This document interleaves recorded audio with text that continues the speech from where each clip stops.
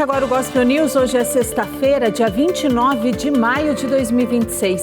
Eu sou Karen Crisóstomo e nós vamos juntos aqui pela Rede Gospel de televisão e também pelo YouTube, Rede Gospel TV Oficial, com as principais notícias do Brasil e do mundo. Vamos aos destaques de hoje. Estados Unidos classificam PCC e Comando Vermelho como organizações terroristas e pressionam o governo Lula para melhorar a segurança pública no Brasil. Reunião de Flávio Bolsonaro com autoridades norte-americanas surte efeito e força reuniões de emergência no Palácio do Planalto. Empresas estatais registram rombo de 6 bilhões de reais e o resultado é o pior desde abril de 2002. Mulher é investigada por abrigar 400 gatos em apartamento. Foguete de Jeff Bezos explode durante teste na Flórida. E ainda, os confrontos das oitavas de final da Copa Libertadores da América. Essas e outras notícias do Brasil e do mundo, agora no Gospel News. Boa noite. Os Estados Unidos classificaram como organizações terroristas o PCC e também o Comando Vermelho. O anúncio foi feito pelo secretário de Estado norte-americano Marco Rubio, um dia após o encontro com o senador Flávio Bolsonaro. O governo dos Estados Unidos classificou como organizações terroristas os dois principais grupos criminosos do Brasil, o primeiro Comando da Capital, o PCC, e o Comando Vermelho. O secretário de Estado americano Marco Rubio disse em um comunicado que o Comando Vermelho e o PCC são duas das organizações criminosas mais violentas do Brasil. Rubio afirmou ainda que juntas comandam milhares de integrantes e orquestraram ataques brutais contra policiais brasileiros, funcionários públicos e civis. Ainda segundo o comunicado, a influência delas e suas redes ilícitas se estendem muito além das fronteiras do Brasil. O presidente Lula havia reiterado sua oposição a essa medida ao seu colega americano Donald Trump durante visita a Washington há 3 semanas. O principal adversário eleitoral do petista para as eleições presidenciais de outubro, o senador Flávio Bolsonaro, se manifestou favorável à medida há apenas 2 dias após ser recebido de forma privada por Trump no Salão Oval. Com a chegada de Trump à Casa Branca em janeiro de 2025, os Estados Unidos começaram a classificar como terroristas organizações criminosas como os cartéis mexicanos de Sinaloa e Jalisco Nueva Generación, além do grupo venezuelano Tren de Aragua. Segundo os Estados Unidos, essa designação permite ampliar todo tipo de operações, policiais, de inteligência e de contra-terrorismo, contra os líderes dessas organizações e seus interesses em qualquer parte do mundo. Enquanto países como Brasil e México demonstraram oposição a essa classificação, outras nações da América Latina se mostraram favoráveis a seguir os passos de Trump, como o Equador e Honduras. A porta-voz do Ministério das Relações Exteriores da China, Mao Xing, defendeu a não interferência dos Estados Unidos em assuntos internos de outros países. O país também confirmou que o chanceler Mauro Vieira vai fazer uma visita oficial na China entre os dias 31 de maio e 2 de junho. E os auxiliares do presidente Lula disseram que o chefe do executivo foi surpreendido e não gostou da medida anunciada pelo chefe de Estado norte-americano. Segundo informações, o petista pretende fazer um telefonema para conversar diretamente com Donald Trump sobre o assunto e articular uma cooperação com os Estados Unidos. A notícia de que os Estados Unidos vão classificar as organizações criminosas do Brasil como terroristas não foi bem aceita pelo presidente Lula. Segundo informações, o petista não gostou da medida e pretende fazer uma defesa da soberania nacional. Auxiliares do presidente entendem que Trump pode não ter participado diretamente da formulação da medida e que essa decisão pode ter sido influenciada pela ala mais radical do governo norte-americano. Para a equipe de Lula, Trump deveria ter negociado ou pelo menos avisado o governo brasileiro. O assessor especial para assuntos internacionais do presidente Lula, Celso Amorim, afirmou que o crime organizado deve ser combatido, mas que intervenção é inaceitável. Segundo informações, o PCC e o Comando Vermelho serão oficialmente incluídos na lista de organizações terroristas estrangeiras já agora a partir do mês de junho. Nas redes sociais, o pré-candidato à presidência, Flávio Bolsonaro, afirmou que fez mais pelo Brasil em uma única viagem do que o Partido dos Trabalhadores em 17 anos no poder. Em uma viagem como pré-candidato, nós fizemos mais pelo Brasil e pela segurança dos brasileiros do que o PT e Lula em seus 17 anos de mandato. Enquanto Lula foi de joelhos atrás do Trump fazer lobby a favor de CV e PCC, eu fui trabalhar para que eles fossem tratados como terroristas, que é o que eles são. 1 em cada 4 brasileiros mora em áreas dominadas por esses narcoterroristas, ou seja, não possuem soberania nem dentro das suas próprias casas. Um governo que não tem controle sobre o seu próprio território, que não controla nem as cadeias, é porque é conivente com o crime organizado. Nesta sexta-feira, ministros, diplomatas e assessores do governo Lula tiveram conversas sobre o tema para decidir a reação oficial do Brasil.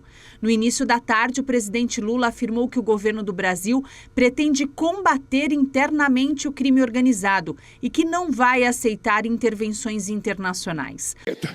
Eu tive 3 horas com o presidente Trump, 3 horas com ele. Entreguei 4 documentos para eles. Um deles era o combate ao crime organizado. O seu Marco Rubio não estava lá. Possivelmente porque ele estivesse preparado para ajudar um filho de um bolsonarista que é candidato à eleição aqui nesse país, que não tem vergonha na cara de trair a nossa pátria, de nos Estados Unidos pedir intervenção americana no Brasil. Não tem traidor. Joaquim Silvério do Reis ficaria envergonhado se soubesse que tem um candidato a presidente que vai nos Estados Unidos pedir intervenção americana no Brasil. O petista também afirmou que armas importadas que estão contrabandeadas no Brasil vêm dos Estados Unidos. Além disso, Lula disse que há lavagem de dinheiro de brasileiros em estados norte-americanos. Na manhã de hoje, a polícia do Rio prendeu Raquel Neves dos Santos, a mulher de Antônio Ferreira, um dos chefões do Comando Vermelho. Segundo as autoridades, as ações de expansão da facção movimentou 453 milhões de reais em 4 anos através de ferros velhos e empresas de reciclagem. Os investigadores indicam ainda que Antônio Ferreira, conhecido como Rabicó, mantinha uma rede de empresas de fachada e utilizava os terceiros para ocultar patrimônio e movimentar valores obtidos com atividades criminosas. E a pesquisa do Poder Data, divulgada hoje, mostra o presidente Lula e o senador Flávio Bolsonaro tecnicamente empatados em eventual segundo turno da eleição presidencial. O chefe do executivo tem 46% das intenções de voto, enquanto o parlamentar registrou 42%. A pesquisa mostrou também que 48% responderam que não votariam de jeito nenhum no petista. 2.400 pessoas foram entrevistadas entre os dias 25 e 28 de maio em 651 municípios e a confiança é de 95%. O presidente Lula sancionou a lei que cria a primeira universidade federal indígena do país. A unidade deve atender 2.800 estudantes. O anúncio aconteceu no Palácio do Planalto, na presença de ministros e membros do governo. Segundo o petista, a instituição vai ser pensada para buscar a permanência e a formação dos estudantes, com moradia e alimentação.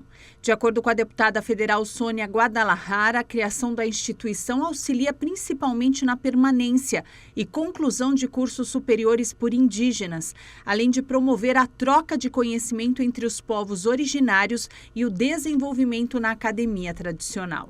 A Unindê deve ter sua primeira sede em Brasília, na antiga Universidade dos Correios, com início previsto para o próximo mês. O plano é atender cerca de 2.800 alunos em até 4 anos de operação, com 366 docentes, reitoria e administração da instituição com gestão majoritariamente indígena. O foco inicial será em 10 cursos de graduação voltados à formação de professores, educação escolar indígena, saúde coletiva indígena e gestão territorial e ambiental. O IBGE mostrou hoje o Produto Interno Bruto do Brasil avançou 1,1% no primeiro trimestre do ano. O Brasil registrou crescimento de 1,1% no primeiro trimestre deste ano, impulsionado pela agricultura e pela indústria. É o que apontam os dados oficiais divulgados nesta sexta-feira pelo Instituto Brasileiro de Geografia e Estatística, a menos de 5 meses das eleições presidenciais de outubro.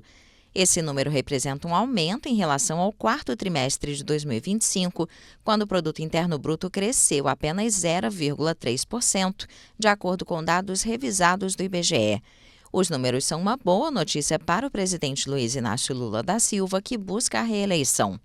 A recuperação se deve principalmente ao forte desempenho da agricultura, mais 2%, típico do início do ano, época de colheita.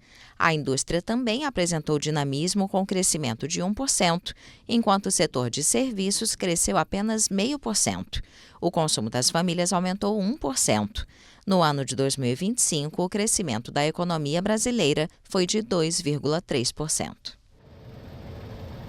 O Banco Central mostrou que as contas do setor público consolidado apresentaram um superávit primário de quase 25 bilhões de reais em abril.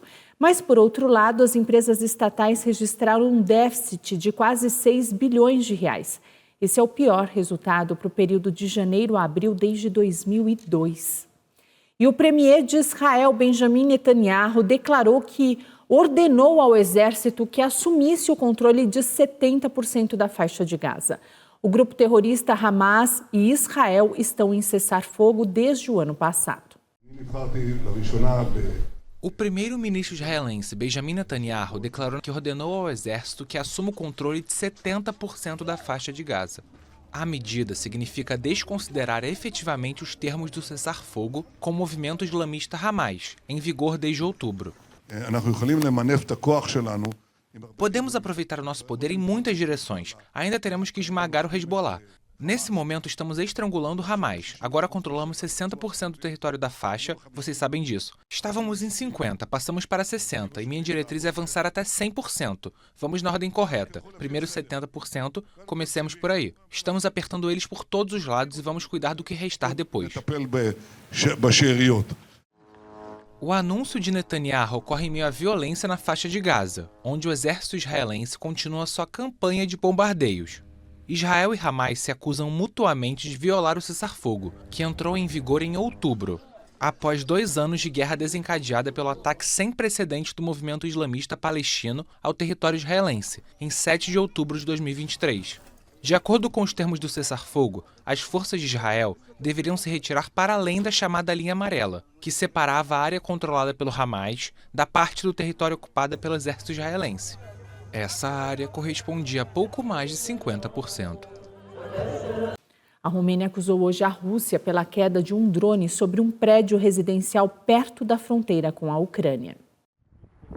A Romênia, país membro da OTAN, denunciou nesta sexta-feira uma grave e irresponsável escalada após a queda de um drone russo sobre um prédio residencial que deixou 2 pessoas com ferimentos leves em Galate, perto da fronteira com a Ucrânia.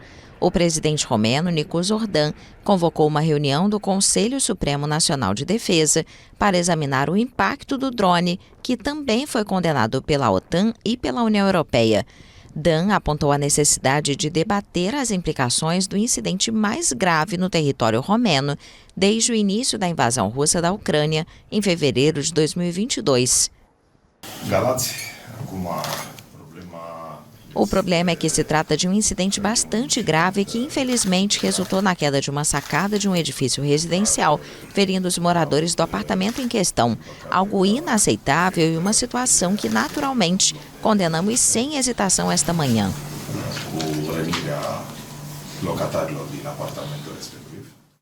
Em mais de 4 anos, a Romênia detectou dezenas de incursões de drones em seu território, mas até agora nenhum havia atingido um prédio residencial. Segundo o Ministério da Defesa romeno, a Rússia atacou durante a madrugada com drones alvos civis e infraestruturas na Ucrânia, perto da fronteira fluvial com a Romênia. Um dos aparelhos entrou no território romeno e acabou se chocando contra o prédio, causando um incêndio no local. O secretário-geral da OTAN, Mark Rutte, assegurou solidariedade absoluta da Aliança Transatlântica. Um tribunal austríaco condenou a 15 anos de prisão um jovem de 21 anos que admitiu ter planejado um ataque contra um show de Taylor Swift em Viena no ano de 2024. Ele foi considerado culpado em crimes relacionados ao terrorismo. A investigação apontou que o jovem tentou comprar armas ilegalmente, incluindo uma metralhadora e uma granada de mão. Ele também seguiu as instruções de um vídeo do Estado Islâmico intitulado Como Fazer uma Bomba na Cozinha da Sua Mãe para produzir uma pequena quantidade do explosivo. No pronunciamento final, ele lamentou o ocorrido. E 8 alunas de um internato feminino do Quênia foram detidas nesta sexta-feira acusadas de incendiar e matar 16 jovens e deixar outras 79 feridas. As equipes analisaram as imagens de câmeras de segurança e entrevistaram outros estudantes para entender o que aconteceu no local. Os investigadores trabalham agora para entender quantas estudantes estavam no dormitório no momento do incêndio. E no próximo bloco, mulher é investigada por abrigar 400 gatos em apartamento. E mulher suspeita de matar animais para vender conteúdos é liberada após ser presa.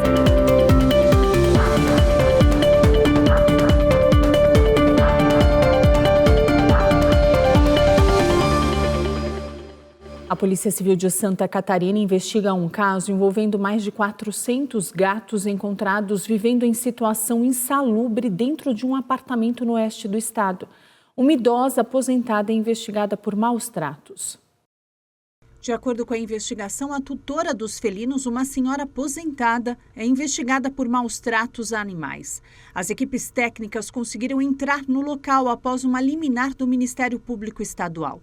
O Tribunal de Justiça do Estado decidiu pela apreensão e remoção dos animais, que deverão ser resgatados gradualmente para garantir o bem-estar dos bichos durante o transporte.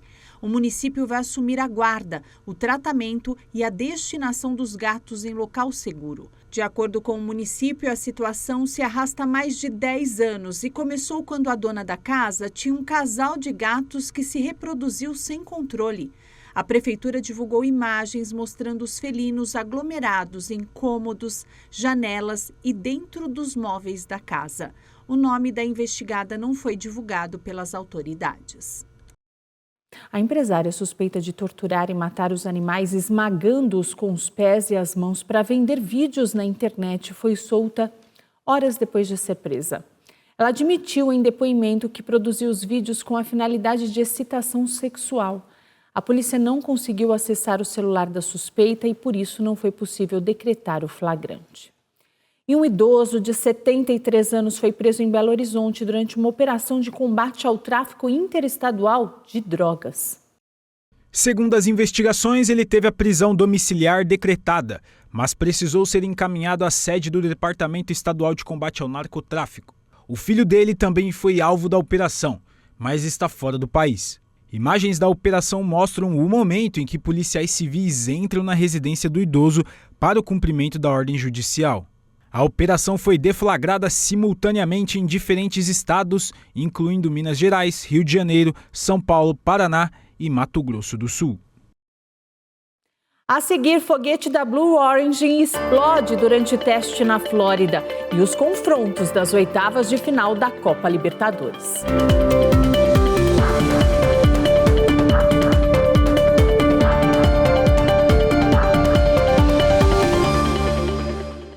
Moradores da capital francesa estão usando um canal da cidade para se refrescar em meio à onda de calor no velho continente.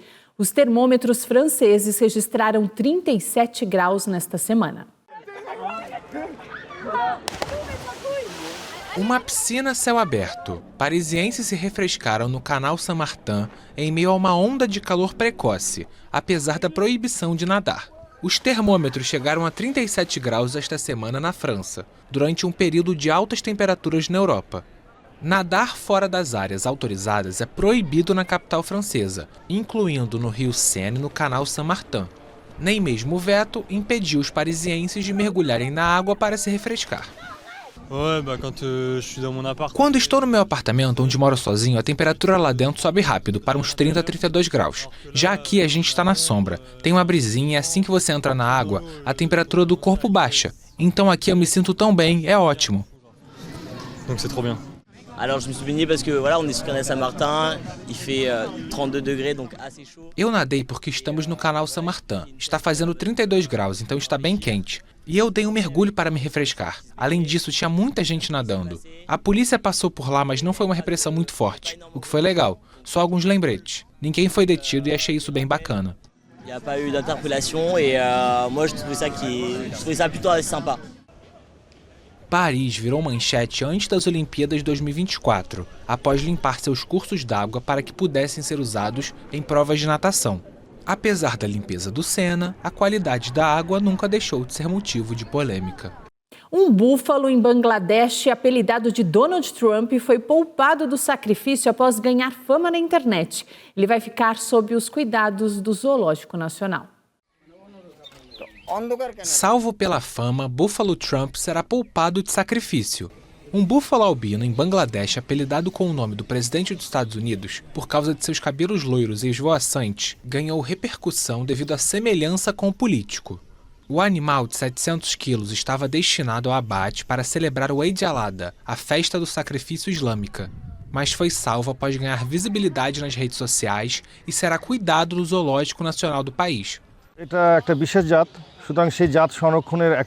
Esta é uma raça especial, por isso o zoológico recebeu a responsabilidade de preservar essa raça. Vou acompanhar de perto todos os aspectos, incluindo suas características, dieta e reprodução.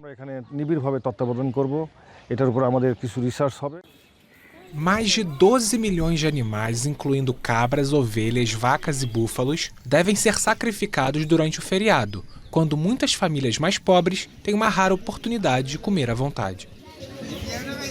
A empresa de tecnologia Anthropic arrecadou 65 bilhões de dólares em uma nova rodada de financiamento. E agora a empresa é avaliada em 4 trilhões e 900 bilhões de reais.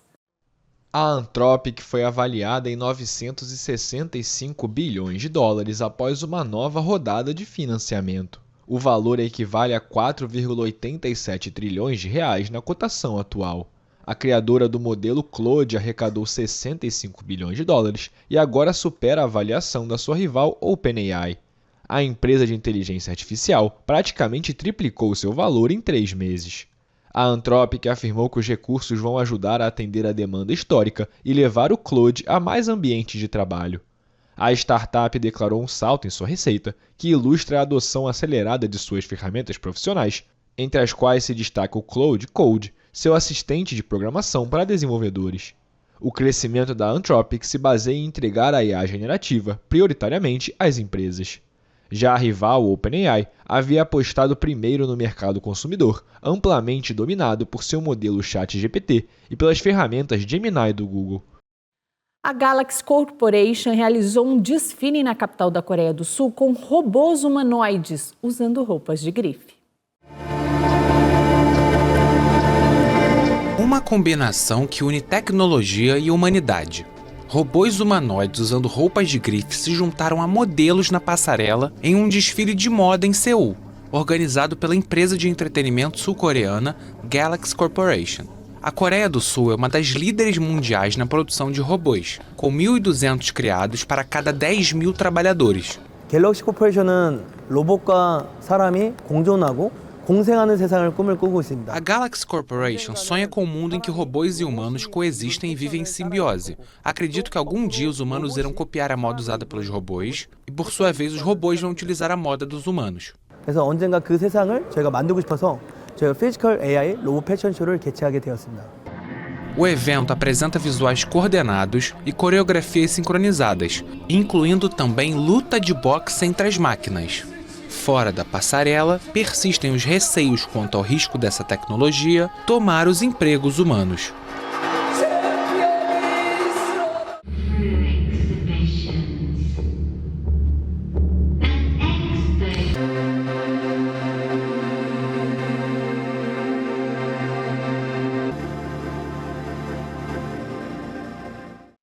O foguete Blue Origin do bilionário Jeff Bezos explodiu durante um teste de ignição no Cabo Canaveral, na Flórida. Não houve vítimas.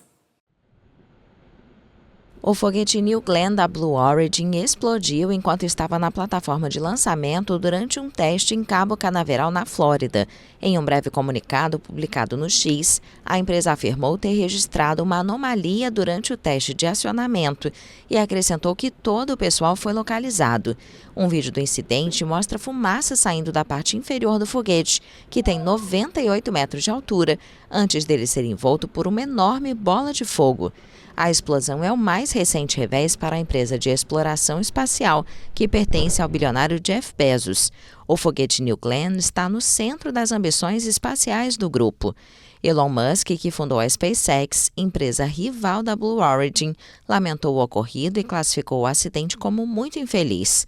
No mês passado, o foguete New Glenn da Blue Origin fracassou em uma missão para colocar um satélite de comunicações na órbita correta, o que deu origem a uma investigação. O capitão da seleção brasileira de 2002, o Cafu, falou sobre a expectativa da final da Liga dos Campeões, que acontece amanhã em Budapeste. Para ele, o troféu será decidido nas cobranças de pênaltis. 3-3. Penalti. 3-3 e disputa de pênaltis. Esta foi a previsão do lendário lateral brasileiro Cafu para a final da Liga dos Campeões entre Paris Saint-Germain e Arsenal. As equipes se enfrentam no próximo sábado na Puskás Arena, em Budapeste, na Hungria, em um confronto equilibrado. O PSG, atual campeão do torneio continental, chega forte para mais uma disputa. A equipe, treinada pelo espanhol Luis Henrique, tem como pontos fortes o jogo coletivo e a posse de bola. Eu acho que o Arsenal deve temer a equipe inteira do Paris Saint-Germain. É um conjunto, é um time que joga muito bem. Você citou dois grandes jogadores aí que são líderes de assistência, né? Um pelo Arsenal, outro pelo Paris Saint-Germain. Mas o conjunto total que é muito perigoso. Já o Arsenal, que conquistou o título do campeonato inglês na semana passada, tenta coroar a temporada especial com mais uma conquista. O time do norte de Londres retorna a uma final de Champions depois de 20 anos e se destaca pela estrutura sólida e disciplina tática. O que o PSG tem que mais ter medo do Arsenal é o conjunto do Arsenal. O Arsenal hoje é um time que joga compactado, é um time que explora muito bem os contra-ataques, é um time que sabe tanto atacar como defender, e sem contar que as bolas paradas do Arsenal é um perigo total na área do adversário. Agora é torcer para a partida de sábado ser tão emocionante quanto o capitão do Penta previu. E esperar para ver qual time vai levantar a orelhuda em Budapeste.